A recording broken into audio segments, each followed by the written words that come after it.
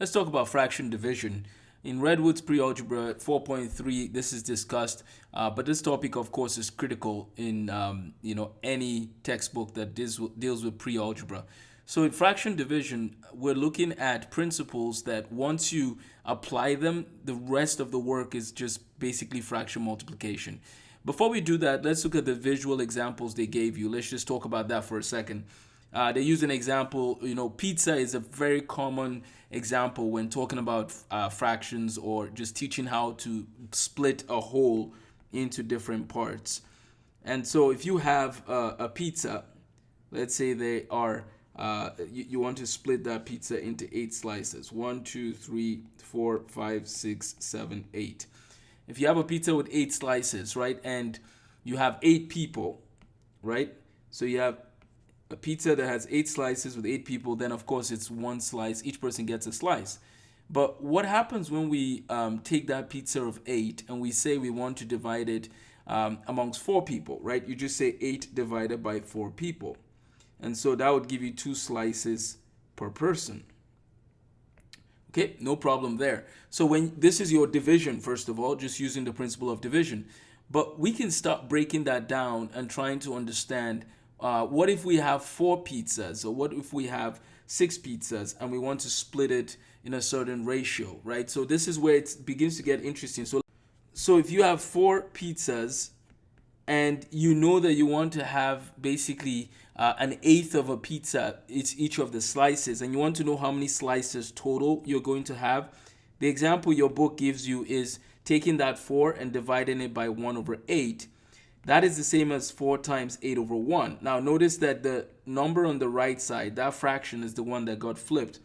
That becomes 32. So we know that we get 32 slices, right? We get 32 slices when we take 4 pizzas and we split each of them into 8 slices. Now we could have just taken one pizza, split it into 8 slices, and then multiply that by 4. And that's what we did. But this is explaining it using fractions, right? And that's what we're going to be looking at. Fraction division. So we'll look at a few more examples here in a second, but let me go ahead and introduce another problem here. So what if we have 32 and someone says divide 32 by 1/2? What you would do is you would say 32 times 2 over 1, and that's 64. So remember, with fraction division, we flip the number on the right side and then we multiply with the original, or with the thing on the left side being multiplied. The important thing to discuss next, which is also addressed in your textbook, is the topic of reciprocals. If you think of a reciprocal, think of a number that multiplies, like let's think of 2 over 3. Think of the reciprocal as a number that would multiply the first number I just wrote, so 3 over 2, that would make the final answer 1 if they're multiplied. So 2 over 3 has a reciprocal of 3 over 2, because this 2 will cancel that 2 and this 3 will cancel that 3, and that gives us 1. So the reciprocal is you find by multiplying by whatever it would take to take the first number and change it into 1. So a few examples here from your book. You're given a few problems where the reciprocal is asked of you, and so let's go ahead and look at your book and try a few of the problems. So we have I'm going to do the even ones because the odd problems, you have the detailed answers given to you. So let's look at some even problems. Number two is -3 over 20. So then you ask yourself, what can you multiply -3 over 20 with so that you get 1? Well, think about it this way. Whatever is on the numerator, we're going to write that number here. Whatever is in the denominator, we're going to write that number here, right? That's one way to do it. So this will cancel that. The 20s will cancel, the -3s will cancel, and we're going to get 1 at the end of the day. So basically, the reciprocal of -3 over 20 is 20 over -3, or just say -20 over 3, right? That's what will multiply -3 over 20 to give you 1. Let's look at another example. The reciprocal of -16 is just 1 over -16. That will give you 1. The reciprocal of 30, or let's change this to 304 actually, is 1 over 304. So that's just 304. And the reciprocal of 3 over 5, you just multiply by 5 over 3, and that will give you 1. I apologize, this is actually a 1 over here. That's what I meant there, 1. So notice that with the reciprocals, the thing on the right side multiplies that which is on the left, right? And it gives you 1. So it's an important skill to know. The number 1 is still the multiplicative identity for fractions. So the multiplicative identity is anything that multiplies with 1. So the multiplicative identity property says anything that multiplies with 1 will give you the self, right? So 4 times 1 is 4, right? 3 times 1 is 3. 306 times 1 is 306, right? Whatever you multiply by 1 will give you that which you've multiplied the 1 by. So we've discussed the multiplicative identity property, which is simply that anything multiplied by 1 will give you that thing itself. The other thing to keep in mind is something called the multiplicative inverse property. So we have the identity property, the multiplicative identity property, and we have the multiplicative inverse property. So multiplicative inverse property. So you have these two. For the inverse property, basically think of it as, again, when you have the situation I described, the reciprocal, that's another name for it. But same idea, you just multiply a thing by its reciprocal and it gives you 1. So what is that thing that is the reciprocal?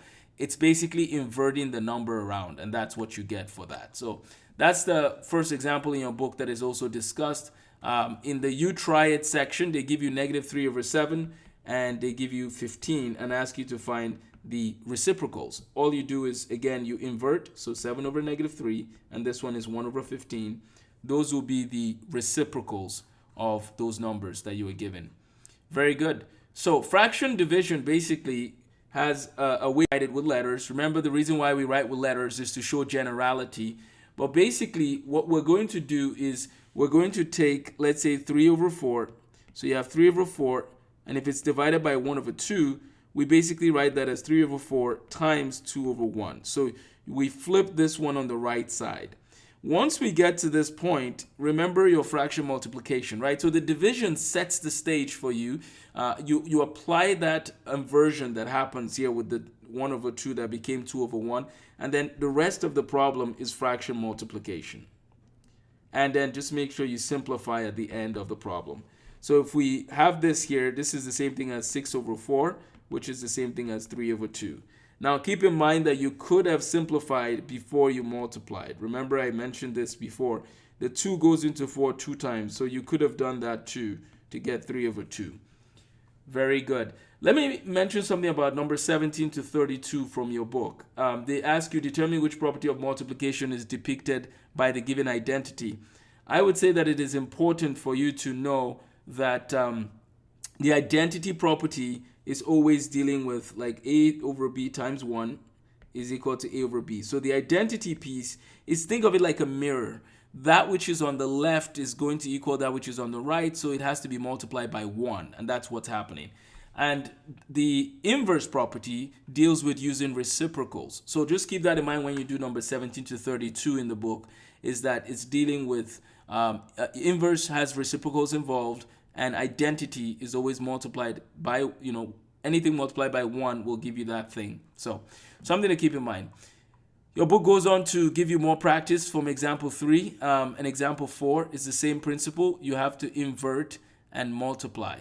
That is very important to keep in mind. So once you invert, you get to a point where now you basically are doing the same thing with fraction multiplication. So that's why the section of fraction multiplication is critical to success for the rest of the chapter. So now we have -12/A. This is the you try it that is associated with example 5.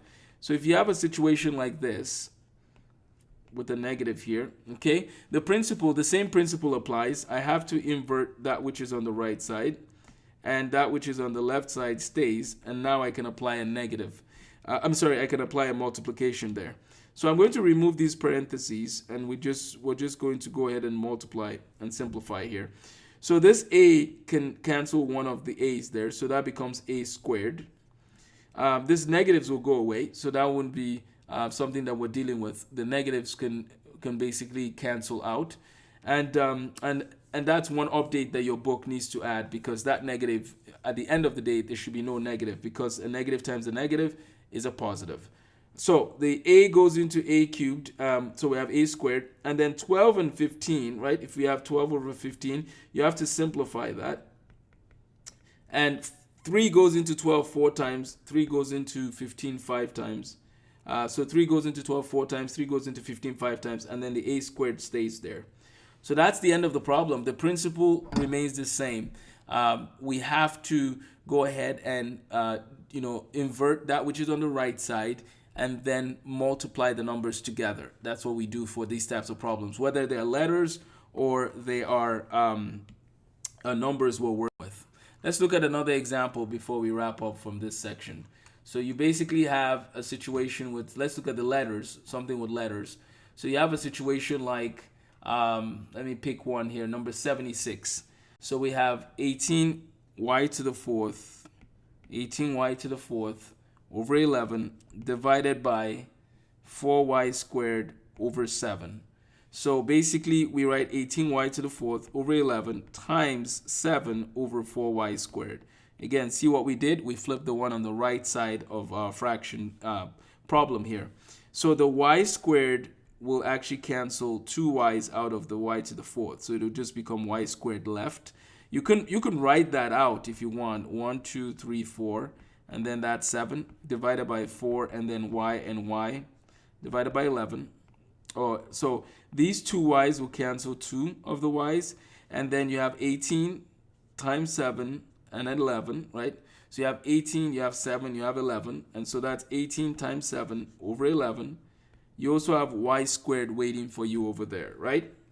So basically you have 126 y squared over 11. So we take that which is on the right side, we change it around, and then we multiply. So let me know if you have any questions. Keep up the good work, and we'll see you in the next video. But please do not hesitate to send an email and let us know if you have any questions.